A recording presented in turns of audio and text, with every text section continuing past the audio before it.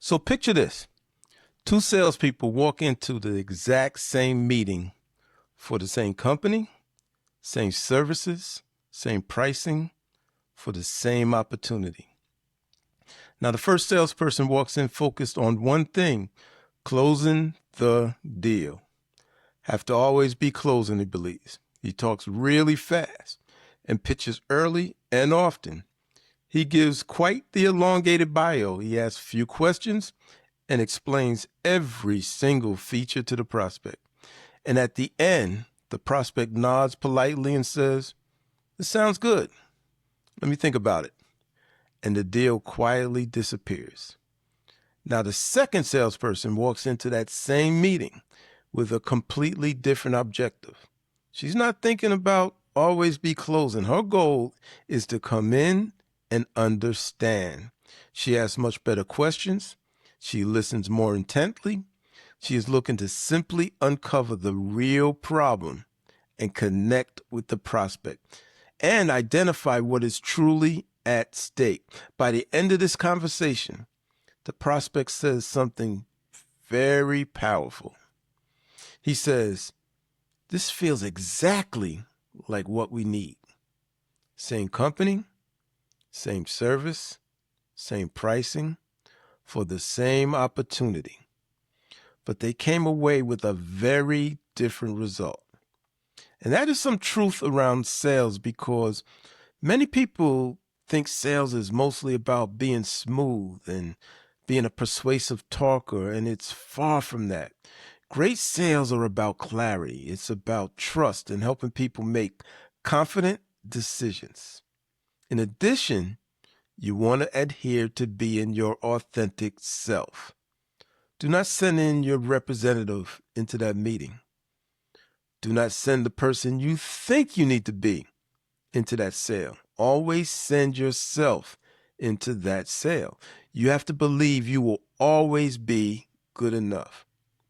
So today on the Business Moves Blueprint, we will break down and overview the sales process, and more importantly, what your mindset should be at every stage. In addition, what your prospect may be thinking as well. So during this episode, we will overview the strategy and psychology of winning sales. I'm Rashid Hanif. Let's go. Now, whenever people open a sales meeting with a brand new prospect, or they prepare to give that very public speech, there is usually one thing that may be consistent. They're going to be nervous. Malcolm Gladwell has written that people subconsciously make up their minds about you within seconds of meeting you. Now, here's the problem with that. If their initial subconscious reaction is a negative one, it can be difficult to overcome in that one particular meeting. You see, once the brain forms that first negative impression, it starts looking for evidence to justify it. It doesn't look for reasons to change that perception. So at the same exact moment, you need to be at your best. Nervousness can cause you to be at your worst. And a lack of preparation can compound that even further. So let's start at the beginning. At the opening of a meeting with a new prospect, your job is very simple. You need to create comfort with your prospect, and this will lower their resistance. You will want to build credibility very quickly, and while displaying confidence in your role. You will always want to lead with curiosity, though, because the result of a strong opening helps you control the tone and direction of your meeting.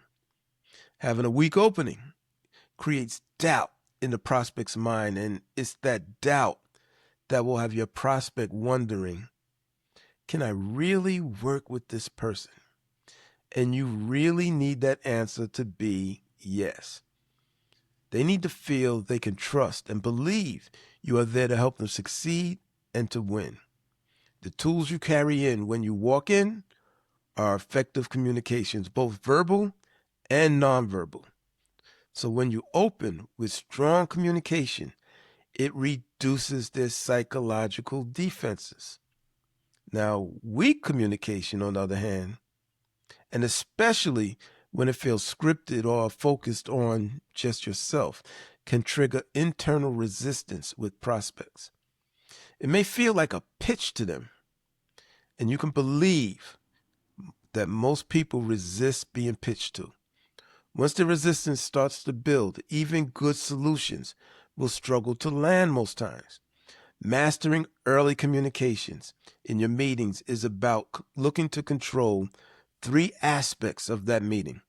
Number one is perception, or how they are viewed by the prospect.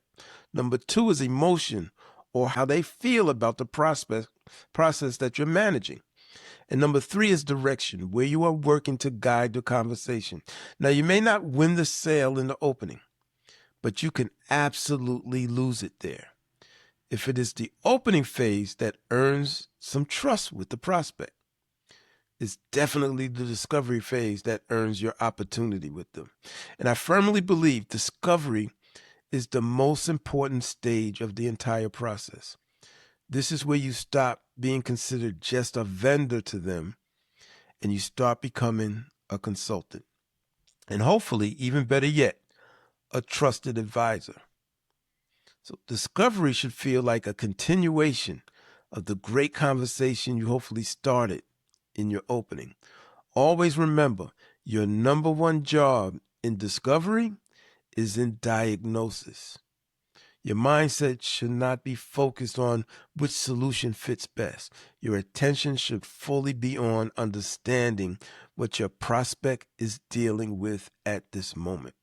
When customers describe in surveys what they dislike most about salespeople, most of those complaints come from this stage of the process.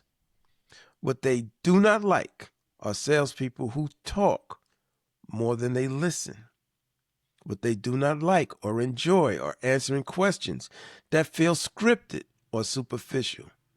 And they have a hard time trusting people who jump to solution way too quickly. They also dislike conversations that are mostly self-centered, like it's all about me. Their largest issue, though, is simple. They do not feel understood at times. And where does the salesperson gain that perspective? Well, it's in discovery. So just what should be happening during this phase of discovery? For one, you should be very curious and ask open-ended questions all the time. You also need to pay attention and listen for areas of struggle to aid in identifying what their emotional drivers are. And you will need to look for an opening to create urgency for your prospect. And in addition, it's important to clarify their budget, priorities, and any other obstacles that may be in their way. It's all of these items that work to shape their decision-making process, and you want to make it as easy as possible for them. Always remember, the quality of your questions will determine the quality of your discovery. So come in prepared. Now, I know we stated this earlier, but people buy emotionally and justify that impulse logically. And this is why understanding their emotional drivers matters so much, because every customer silently asks themselves during meetings, why now? Why not just stay where we are and what we're doing? Is this the right time to make that change? And unless you fully understand their overarching situation, you will never be able to answer those questions for them. Therefore, you will not be able to move them forward in any process. Before we move on to presenting the solution, this is a critical lesson for all in sales to understand. You can truly only successfully sell up to the level that you believe in the solutions you offer. If you do not believe your solution and your service can solve people's problems, neither will they. There's an old adage or saying that goes, those who believe they can and those who believe they can't are both correct. If you do not believe in your solutions, your present role may not be for you, but that's okay. Find a new one that you can believe in, because you can never reach your full potential without having conviction. Okay, we're good here. Now let's talk about presentation.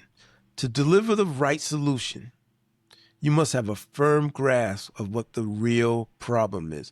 If you did not ask the right questions, you may only understand their surface issue. But like an iceberg, most of it may be below the surface. This is where their real issue may lie. For example, a business may complain and say, we really need more leads to survive. And that's a pretty constant issue. That sounds like a problem. But is it the problem? Maybe their issue is poor follow-up. Maybe it is with weak online presence, or possibly the issue is a low conversion rate. Or they may have the wrong target market. The point is, unless you understand why leads are missing from their business, you cannot pull the trigger on the right solution. When you are presenting your solution, always focus on their problem before you focus on any solution. Focus on their goals and their outcomes, and not on detailing all the features of any product. Tie everything back to goals and what they are looking to achieve, and address any concerns that pop up before they fester and turn into real objections. And look to create a sense of urgency to help them with their decision-making process. In this phase of the process, your prospective client is always wondering a few things. It's always about trust and the feeling if they can trust in you. They question if this is going to work for them and if it is worth their time and investment. Your job, again, is to answer all those questions, to provide them with confidence. So don't just present tons of details from your solution. Present them with a vision of what their future may look like. Which brings us to the close. So closing is not about being convincing. They shouldn't have to be convinced of anything at this point, if you followed your process. It is about creating confidence, because when their confidence is high, closing will always feel natural. If there are any issues at the close, it is usually because something broke down earlier in the process. The possible issues for breakdown could be a few things. Could be with qualifying the prospect for the service, or with identifying what the real problem was. Possibly you failed to create urgency, which left the prospect feeling pretty content, or you missed what their emotional driver and desired outcome was. There should never be a need to trick anyone at the close. You simply need to ask for the business. Be a pro. Don't hesitate. Don't show uncertainty. Be confident. If your process has been strong, you should kind of know where they stand at this point. And if any concerns do arise, hey, it's normal. Most objections come from one of four places. There's an uncertainty from the prospect. There's the fear of making the wrong decision, or a lack of urgency. Or there could be a lack of trust, which is the worst one to have, by the way. Now, they may phrase it differently, but it usually comes back to one of those four. Objections are not rejection. They are simply requests for more clarity. So treat it as such. Don't panic, clarify, and lead them to the desired result. There are two things we found about process. If you master the process, the close becomes pretty predictable and positive most times. But when you skip steps in the process, the close can become unpredictable and extremely painful for you. The key to using any process is first having discipline to it. I cannot tell you how many times we have worked with people that show us their process, and they show it on paper or their computer, and when we ask to discuss it, they're not able to do so. They barely know it, which simply means they're not using it. You have to first know it cold, and second, repeat it and repeat it and then repeat it again. Because every time you go through it, you will get better and gain more confidence with it. Repetition will always be the mother of learning. Thank you for listening to the Business Moves Blueprint. I'm Rashid Hanif. Please like and subscribe below. We look forward to catching you on our very next episode featuring a brand new business move. And by the way, my granddaughter Naya told me not to forget to wish everyone peace.